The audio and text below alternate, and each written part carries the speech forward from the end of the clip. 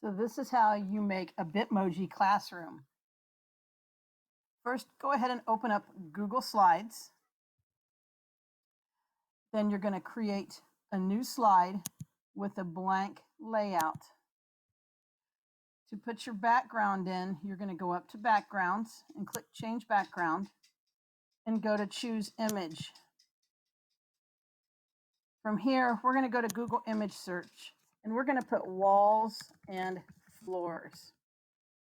This will give us a lot of different choices to look at based on how we want to set this up.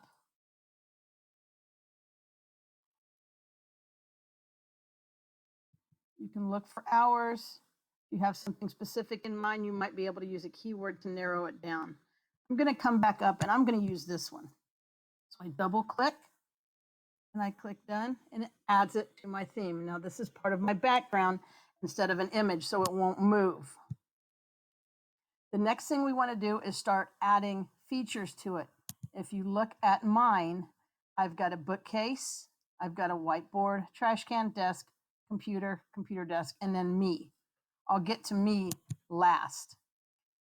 Couple things you might know is on the bookcase, I've got items that are actually clickable so that my kids can get on and get into their typing.com or their code.org. We'll go over that last. But to start with, I just want to show you how to set this up. So let's go back to the new one we're setting up. We're going to go up and we're going to add an image. We can either click the Insert Image button or we can go up to Insert and click Image there. Either one will work. And we want to search the web. The important thing about looking for images to use here is that we use the word transparent in our search, because then the images will come across as PNGs and won't have that white box or black box around them and behind them. So let's look up a whiteboard. Got all of these to choose from. You can scroll down and look. If you would rather have an easel, you can use an easel. They've even got expo markers. So after you scroll through and you find the one you want, I'm going to use the same one I used before.